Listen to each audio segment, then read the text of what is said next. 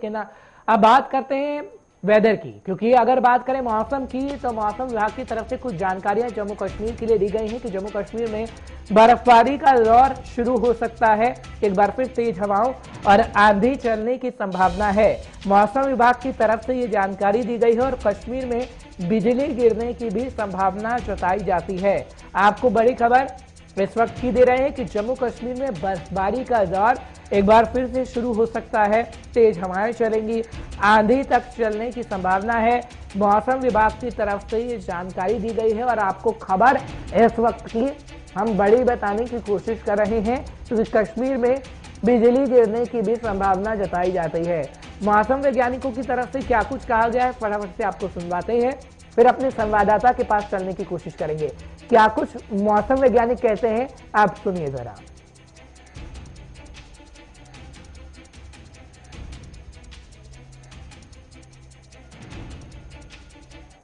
कल ही एक वाकयात हुआ पूंछ के अंदर, लाइटनिंग से एक इंसान की मौत हो गई। तो तेज हवाओं का जो सिलसिला है वो पिछले कुछ दिनों से चल रहा है और बहुत सारे जगहों पे मकानों के छत उड़ गए और कुछ एक जगहों पे जो है खासकर डल लेक में भी टूरिस्ट को जो है वहां से निकाला गया।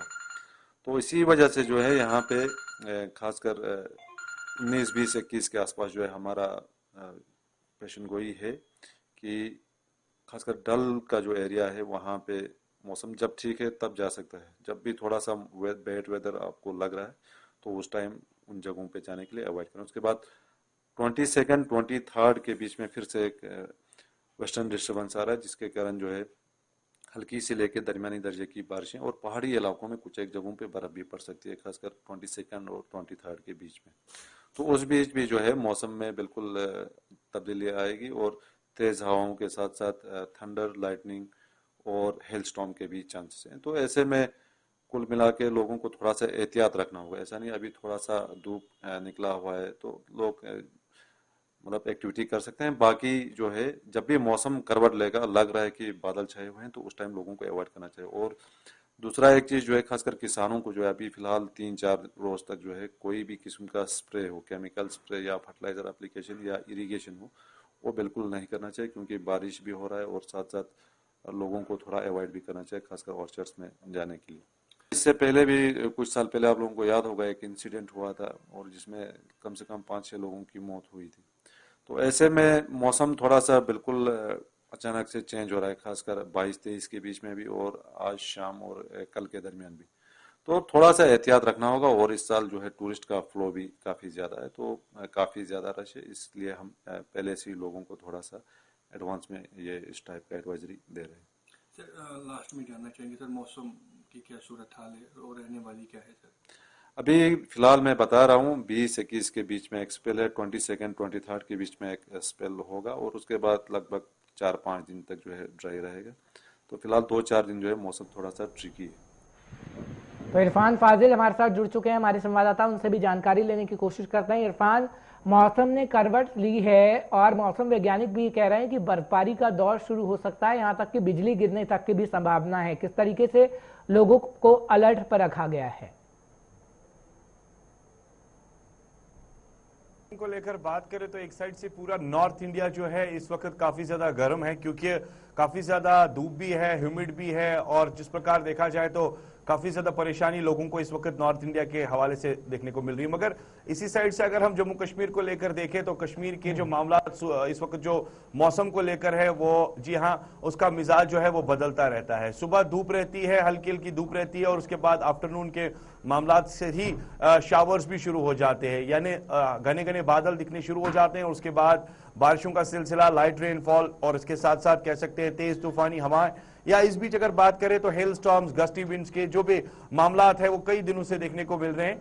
तो आज भी एक एडवाइजरी जो जारी की गई है वो स्पेसिफिक एडवाइजरी जारी की गई है खासतौर पर किसानों के लिए। अगर वो फर्टिलाइजर से रेलेवेंट या केमिकल स्प्रे कर रहे हैं तो फिलहाल रुक जाए, क्योंकि अभी 19 तारीख से लेकर 23 तारीख तक जो मौसम है वो इसी तरह से करवट ले सकता है। दूसरी जानिब अगर तेज तूफानी हवाओं के हवाले से बात करें तो लास्ट टाइम भी डल लेक में कई सारे शिकारा पे जो टूरिस्ट थे या बोट राइडिंग के मामला थे या गुलमर्ग गंडोला में जो राइड ले रहे थे टूरिस्ट, तो बाद में हालात ऐसे बने कि उन्हें इवैक्यूएट करने के लिए एसडीआरएफ की टीम को आगे आना पड़ा, फिर उन्हें बचाना पड़ा और उसके बाद उन्हें सेफर साइड पे लाया गया है। मगर इस वक्त अगर मौसम के हवाले से ही बात करें तो सर्द मौसम जो है आफ्टरनून के बाद दिखना शुरू हो जाता है, ठंड काफी ज्यादा बढ़ जाती है। बाला इलाकों को लेकर बात करें तो हल्की हल्की बर्फबारी भी हो जाती है। ये नहीं हम कह सकते हैं कि वैसी बर्फबारी जो अक्सर हम देखते हैं, मगर जब मौसम करवट लेता है तो जाहिर सी बात है बारिश तेज हो जाती है, उसके बाद बर्फबारी हल्की हो जाती है, टेम्परेचर ऑटोमेटिकली जो है डाउन हो जाता है। तो अभी हम कह सकते हैं कि वादी कश्मीर में मौसम ठंडा है और अभी 23 तारीख तक जो है लगातार ये सिचुएशन रहेगी। उसके बाद बताया ये भी जा रहा है कि तकरीबन 4-5 दिन जो है फिर मौसम साजगार रहेगा। मगर इसका लुत्फ उठाने के लिए सैयाह काफी ज्यादा खुशनुमा है, क्योंकि एक साइड से हम देख रहे हैं कि नॉर्थ इंडिया चाहे कोई भी स्टेट हो वहां गर्मी ज्यादा है, तो सयाहों ने कश्मीर की तरफ रुख किया है।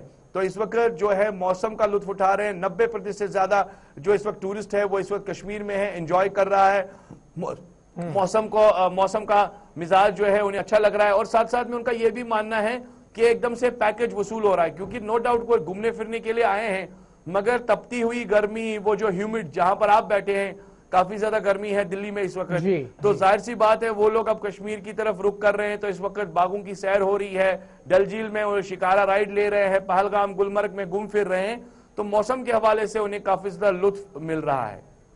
बिल्कुल इरफान, क्योंकि दिल्ली के मौसम में गर्मी ज्यादा है और जहां पर आप हैं कश्मीर के मौसम में हवाओं ने थोड़ा रुख बदला है, तो पर्यटक भी काफी खुश हो रहे हैं। फिलहाल बहुत बहुत शुक्रिया इरफान तमाम जानकारी पहुंचाने के लिए, दर्शकों को अपडेट रखने के लिए। फिलहाल कश्मीर से जानकारी पहुंचा रहे थे इरफान फाजिद और बता रहे थे कि मौसम कैसा है और सैयाह यानी पर्यटक किस तरीके से जम्मू कश्मीर का रुख कर रहे हैं। फिलहाल